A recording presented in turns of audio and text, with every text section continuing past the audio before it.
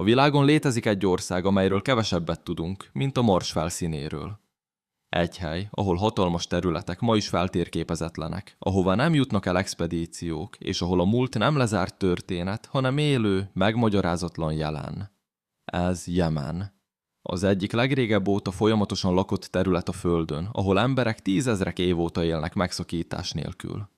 Itt emelkedett fel egykor a legendás Szabá királyság, amelyet a hagyomány szerint Sába királynője uralt. Egy civilizáció, amelyről beszélünk, de amelyet valójában alig értünk.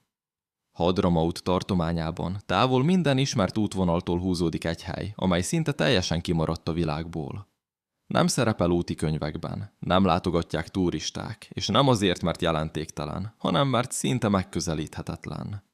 Ez a Wadi Doan, egy több mint 300 méter mély kanyon, amelynek falai meredeken emelkednek az ég felé, sárga és okkerszínű homokkőből. Alulról nézve egy szűk hasadék a földben, felülről egy végtelen, széttöredezett labirintus, amelyben könnyű eltűnni. De a legkülönösebb dolog nem maga a kanyon, hanem az, ami a falai között rejtőzik. A sziklafalakban falvak vannak. Nem a peremen, nem a völgy alján, hanem közvetlenül a függőleges falba vájva.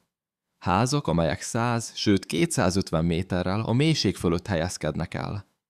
Ablakaik a szakadék fölé nyílnak, ajtóik alatt nincs talaj, csak üres tér. Kívülről nézve úgy tűnik, mintha a kő maga nyílt volna meg, és befogadta volna az emberi életet. Nincsenek látható utak, nincsenek lépcsők, nincsenek egyértelmű bejáratok. Minden lakásnak saját, rejtett bejárata van, amely kívülről csupán egy természetes repedésnek látszik. Ezeket a bejáratokat nem jelöli térkép, nem dokumentálja semmilyen rendszer. Csak azok ismerik, akik ott élnek. És az emberek ma is ott élnek. Ez azonban csak még több kérdést vet fel. Hogyan építették ezeket a házakat ilyen magasságban, teljesen függőleges falakon, modern eszközök nélkül? Hogyan juttatták fel az építőanyagokat 200 méterre? Hogyan vájták ki belülről a sziklákat olyan helyeken, ahova alig lehet bejutni? És talán a legfontosabb kérdés, miért? A védelem elsőre logikus magyarázatnak tűnik. Egy ilyen helyet nehéz megtámadni, nehéz megközelíteni. De ha közelebbről megnézzük, ez az elmélet meginog. A falvak a szemközti sziklafalról jól láthatók. Nem rejtőznek el, nem bújnak meg. Ez nem klasszikus menedék. Inkább egy tudatosan kialakított rendszer, amelynek célját ma már nem értjük. A helyiek szerint ez mindig is így volt. Azt mondják, az első lakások már akkor léteztek, amikor még senki sem tudta megmondani, mikor kezdődött minden. A tudás nem könyvekben maradt fenn, hanem emlékezetben. Családról családra, generációról generációra öröklődik. Mintha ez nem is építészet lenne a szó modern értelmében, hanem egyfajta hagyomány, amely túlélte az időt, és amelyet kívülről már nem lehet megfejteni. A Wadi Doan nem rom, nem múltbeli maradvány. Ez egy élő struktúra, amely ma is működik. És miközben ott áll a kanyon falában, változatlanul, csendben őriz valamit, amit még mindig nem értünk. A sivatag közepén, Hadramaut völgyében áll egy város, amely messziről úgy néz ki, mintha nem is oda tartozna. Mintha valaki egy modern metropolis sziluettjét helyezte volna át több mint 1000 évvel korábbra. Tornyok emelkednek szorosan egymás mellett, egységes tömbként, mintha egyetlen szerkezet lennének. Ez Sibam. Egy város, amely körülbelül 1700 éve áll a jelenlegi formájában, bár maga a település sokkal régebbi. És ami első pillantásra lenyűgöző, az még nem a legnagyobb rejtély. A tornyok vályok téglából épültek. Egyszerű agyagból, amelyet a nap szárított ki. Egy anyagból, amely a legtöbb helyen alig alkalmas több emeletes építkezésre. Mégis itt 8-9 emeletes házak emelkednek 30 méter magasra. Olyan sűrűn állnak, hogy a város szinte egyetlen fallá válik. Nem léteznek széles utcák, nincs tér a véletlen elrendezésre. Minden pontosan ott van, ahol lennie kell. Az egész település egyetlen rendszerként működik. A valódi kérdés azonban nem az, hogyan építették meg, hanem az, hogy miért áll még mindig. Az agyag törékeny. Megreped, ha kiszárad, szétázik, ha víz éri, és idővel elveszíti a tartását. Sibam tornyai azonban túlélték az évszázadokat. Túlélték az áradásokat, a szezonális esőzéseket, a hőmérséklet ingadozásokat és még a földrengéseket is. A modern mérnökök megpróbálták elemezni az építőanyagot, megvizsgálták a habarcs összetételét, a szerkezeti arányokat, a falvastagságokat. De a teljes magyarázat hiányzik. A pontos keverék, amely ezt a stabilitást biztosítja, nem reprodukálható teljes pontossággal. A helyi mesterek nem használnak terveket. Nem támaszkodnak írott képletekre vagy számításokra. A tudás szóban öröklődik, generációról generációra. És amikor a modern építészek megpróbálják megérteni, gyakran ugyanarra a következtetésre jutnak. A rendszer működik, de nem teljesen világos, hogy miért. Sibam nem egyszerűen házak gyűjteménye. Ez egy védelmi struktúra is. Az épületek úgy helyezkednek el, hogy szinte összefüggő falat alkotnak a város körül. A bejutás csak néhány keskeny átjárón keresztül lehetséges.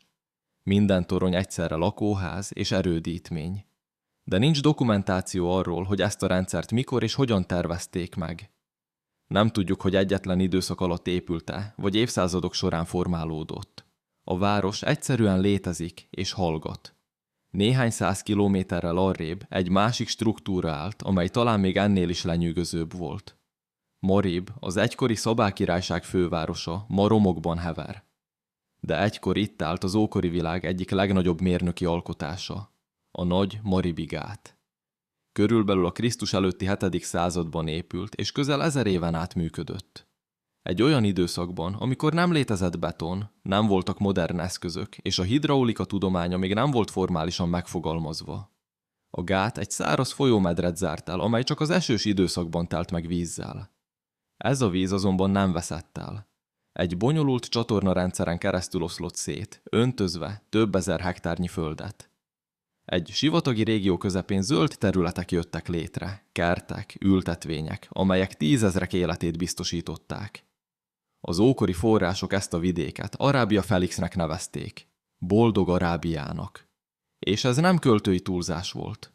A rendszer azonban nem maradt fenn teljes egészében. A gát végül a 6. században átszakadt, és ezzel egy korszak véget ért. Az emberek elhagyták a területet, és szétszóródtak az egész régióban. Ami megmaradt, az töredékes csatornák, részben feltárt szerkezetek és egy megoldatlan kérdés. Hogyan működött pontosan ez a rendszer? A modern hidraulikai mérnökök tanulmányozták a maradványokat, megpróbálták rekonstruálni a vízáramlását, a nyomáseloszlást, a szabályozás módját. De a teljes kép hiányzik. A rendszer túl kifinomult ahhoz, hogy egyszerű megoldásokkal magyarázható legyen. Úgy tűnik, hogy az akkori mérnökök mélyen értették a víz viselkedését, olyan szinten, amely meghaladja azt, amit az adott korhoz általában társítunk. És ez felvet egy újabb kérdést. Honnan származott ez a tudás? Nem maradtak fenn részletes leírások, nincsenek kézikönyvek, nincsenek magyarázatok. Csak az eredmény létezik. Egy rendszer, amely működött, majd eltűnt, és amelynek működését ma már csak részben értjük. Jemenben ezek a struktúrák nem elszigetelt jelenségek, inkább mintázatot alkotnak. Olyan tudás lenyomatai, amely valamikor létezett, működött, majd nyomtalanul eltűnt, hátrahagyva csak a kérdéseket. Hadramaut nem csupán egy földrajzi név. Ez egy zárt világ, amely mélyen bevágódik a sivatagba, kanyonokkal szabdalt fennsíkokkal, ahol városok rejtőznek, amelyek ugyanazon a helyen állnak több mint 3000 éve. Folyamatosan. Megszakítás nélkül. Kevés ilyen hely létezik a világon. De ami igazán különlegessé teszi ezt a vidéket, az nem csak az idő mélysége, hanem az, ami innen kiindult. Valamikor évszázadokkal ezelőtt Hadramaut lakói elhagyták ezt a zárt, nehezen megközelíthető vidéket, és elindultak kifelé. Nem hadseregekkel, nem hódítóként, hanem kereskedőként, utazóként, tanítóként. Eljutottak Indiába, Malajziába, Indonéziába, Kelet-Afrikába. Fahajókon, egyszerű navigációs eszközökkel, nyílt tengeren. És nem csak eljutottak oda, hanem hálózatot építettek. Városokat alapítottak, kereskedelmi útvonalakat hoztak létre, közösségeket szerveztek. Indonéziában, amely ma a világ legnagyobb muszlim országa, a vallási elit jelentős része hadramauti eredetű. Malajziában, a családfákban ez a származás státuszt jelent. Egyetlen jemeni völgyből kiindulva, emberek ezrei formálták át egy félvilág kulturális és gazdasági térképét. De hogyan? Hogyan tartották fenn ezt a kapcsolatot több ezer kilométer távolságban, modern kommunikáció nélkül? Hogyan működött egy ilyen hálózat, amikor nem volt posta, nem volt távíró, nem volt központi irányítás? A válasz részben ismert. Családi kapcsolatok, szóbeli megállapodások, bizalomra épülő rendszer. De ez nem magyaráz meg mindent. A teljes mechanizmus, amely ezt a kiterjedt és stabil hálózatot működtette, még mindig nem teljesen feltárt. És miközben az emberek elhagyták a vidéket, maga a táj továbbra is őrizte a saját titkait. Egy meredek szikla tetején, körülbelül 150 méterrel a völgy fölött áll egy város. Sahara. A megközelítése már önmagában is próbatétel. Egy keskeny ösvény vezet fel a sziklán, helyenként olyan szűk, hogy két ember nem tud elhaladni egymás mellett. Nincs alternatív út. Nincs könnyebb megoldás. Csak ez az egyetlen útvonal. A csúcson azonban nem romok várnak, hanem egy teljes város. Házak, mecsetek, piac, vízgyűjtőrendszerek. Egy működő közösség, amely alkalmazkodott a környezetéhez. De a legkülönösebb elem nem maga a város, hanem a híd. Két sziklatömb között, egy mély szakadék fölött ível át egy kőből épített boltív. Körülbelül 30 méter hosszú, több mint 100 méterrel a mélység felett. A 15. században épült. Nem modern eszközökkel, nem számítógépes modellekkel, nem precíziós műszerekkel. És mégis áll. Hogyan szállították fel az építőanyagokat erre a magasságra? Hogyan építették meg az ívet, amely pontos terhelés eloszlást igényel, hibátlan geometriát? Hogyan számolták ki mindezt olyan korban, amikor a mérnöki tudás nem volt formalizálva a mai értelemben? Nincs egyértelmű válasz. Sahara évszázadokon át szinte bevehetetlen volt. Ezt tette menedékké. Idehozták azokat a dolgokat, amelyeket meg kellett őrizni. Kéziratokat, értékeket, tudást. De hogy pontosan mit, azt senki sem tudja. Nincsenek fennmaradt leltárak, nincsenek részletes feljegyzések. A város megőrizte a titkait. Nem messze Maribtól, a sivatag homokja alatt egy másik világ rejtőzik. Az Avam templom, amelyet Almakka, a holdisten tiszteletére emeltek, a Szabá királyság egyik legfontosabb vallási központja volt. A helyiek trónnak nevezik. A királynő trónjának. A feltárások csak részben történtek meg, de már az eddig előkerült maradványok is rendkívüliek. 14 méter magas oszlopok, ismeretlen funkciójú föld alatti kamrák, egy olyan építészeti rendszer, amelynek nincsenek közvetlen párhuzamai a régióban. De ami igazán figyelemre méltó, az az, ami még mindig a felszín alatt van.